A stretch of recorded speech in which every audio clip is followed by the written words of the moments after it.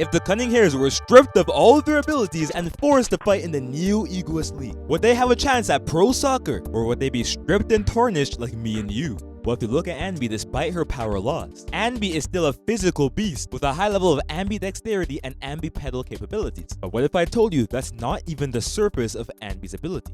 You see, Anby is very analytical by nature, being the first one to respond to any danger in the Cunning Hares. Do you know who else is the first one to react to seemingly unreadable plays? That's right, the king of adaptation, Isagi Yoichi. So, given that Anby has the ambidexterity and the intelligence of Isagi, I think it's fair to say that they will be around the same archetype of character. You see, her ambidexterity is fully natural, so given she has natural talents and weapons in play, she can fully make up for the lack of soccer experience. Now, I'm sure you guys noticed, Anby and Isagi have a very similar playstyle development. Isagi recently got better with his left foot, and he is known for his genius capability and outsmarting players. With Anby's ambidexterity and her high IQ on field, they'd likely have a very similar playstyle.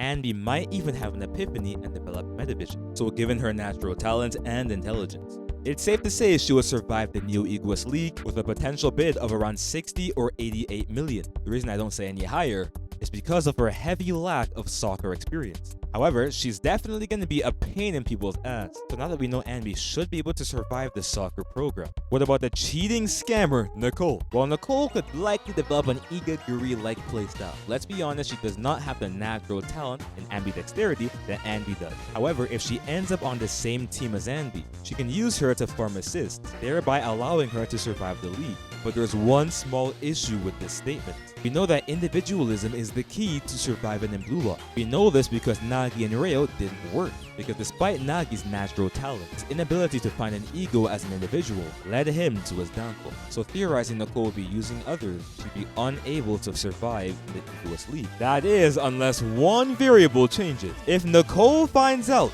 she'd be paid for playing soccer, she might just find an ego right there and then, and train harder than anyone else to obtain the highest bid in the building. We know Nicole's not super athletic like Anby, but when money is on the table, Nicole never fails to obtain it. So even without the raw natural talent Anby possesses, Nicole should at least be able to scrape by with a bid of 48 million as a result of her obsession with money. So Nicole and Anby can definitely make it through as a result of Anby's natural talent and Nicole's sheer willpower and desperation when it comes to money. But what about someone like Billy Kid? Well, given Billy's size and stature, he'd definitely easily be able to compete with the majority of the cast. But there's one small issue. Billy acts like a complete fool 99% of the time. So if he messes around too much, he's definitely getting kicked out of the entire league.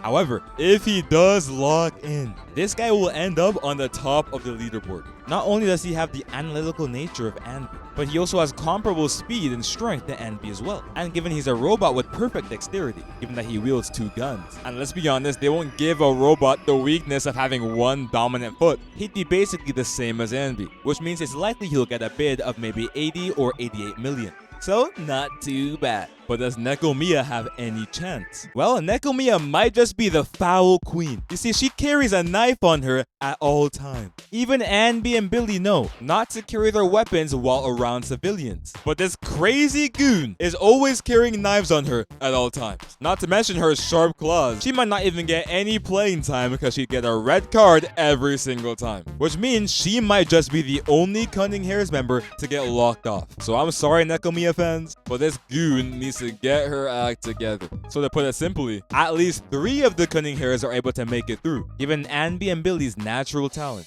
and Nicole's pure desperosity. They should do well. But Nekomiya needs to keep her foul trouble in check. But if she can do that, she could probably pass too. Anyways, do you guys agree or disagree? Let me know in the comments down below. I reply to everything. Anyways, that's about it. Peace out.